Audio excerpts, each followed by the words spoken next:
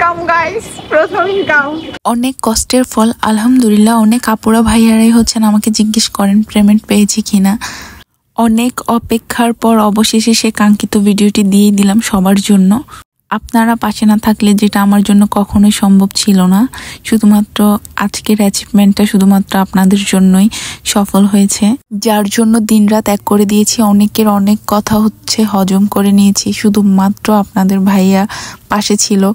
আর আমার পাশে কেউই ছিল না। অনেকবার ভেবেছিলাম না হয়তো করা হবে না, কিন্তু আপনাদের ভাইয়া সব সময় আমাকে সাপোর্ট করে যে কারো কথা কান দেওয়ার দরকার নেই, তুমি তোমার মতো আগাই যাও। তো ফাইনালি আজকে চলে আসলাম সোনালী ব্যাংকে। আমার আগে থেকে সোনালী ব্যাংকের অ্যাকাউন্ট ছিল, যেহেতু অনেকে জানেন যে আমি একটা জবে ছিলাম। তো আমি আর 7-5 না ভেবে যখন মনিটাইজেশনটা আমার চলে আসছিল, তখন আমি এই অ্যাকাউন্টটা আমি অ্যাড করে দিই। যদিও বা আমার কোনো কার্ড ছিল না, আমার সবসময় চেকেই টাকা তোলা হতো। তো সেই ক্ষেত্রে আমাকে প্রথমে সোনালী ব্যাংকে আসতে হয়েছিল।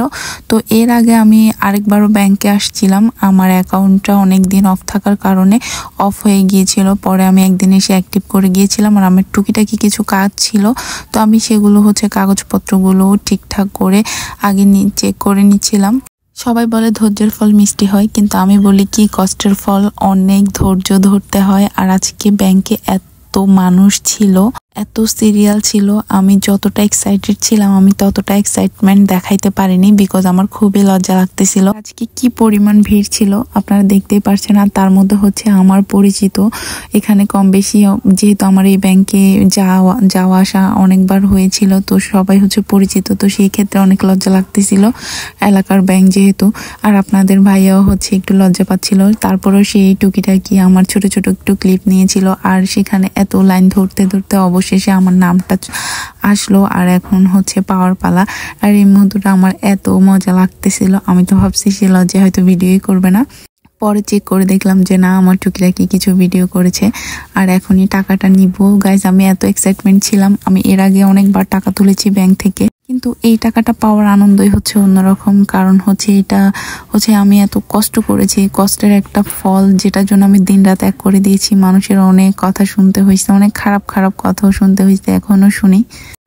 সো সেটা অনেক আনন্দের ছিল। আর আমার একটা 500 টাকা একটু ছিঁড়া ছিল, তো পরে আমি এটা একটু চেঞ্জ করে নিয়েছিলাম। যদিও আমি সেখানে এতটা এক্সাইটমেন্ট দেখাইনি, বাইরে আসার পর তখন আপনাদের ভাইয়াকে আমি দেখাচ্ছিলাম। তো তারপর আমরা এখানের কাজ শেষ করে আমরা চলে আসছি। আর তারপর চলে গেলাম অনেকক্ষণ, যেহেতু ওয়েট করতেছিলাম। সকালে তেমন একটা এক্সাইটমেন্টের কারণে নাস্তা করা হয়নি। তো তারপর আপনাদের ভাইকে বললাম যে চলো আজকে তোমাকে আমি ট্রিট দিব। তো আমরা ফুলকলিতে চলে আসছিলাম, কিন্তু আপনাদের ভাইকে আমি কি ট্রিট দিব, নাস্তা খাওয়ার পর বিলটা ঠিকই ওই দিয়ে দিয়েছে। কারণ সবসময় এরকম হয়, আমি যখনই বলে টলে নিয়ে যাই যে আমি দিব, বাট তারপরে দেখা যায় যে ওই দিয়ে দেয়। তো সবাইকে একটা কথাই বলবো যে কারো কথা কান না দিয়ে ধৈর্য ধরে যান, কাজ করেন, ইনশাল্লাহ সফলতা একদিন আসবেই। আর এটা আমার সফলতার প্রথম ধাপ। ইনশাল্লাহ আপনারা যদি সবাই পাশে থাকেন, অনেক আগায় যাব।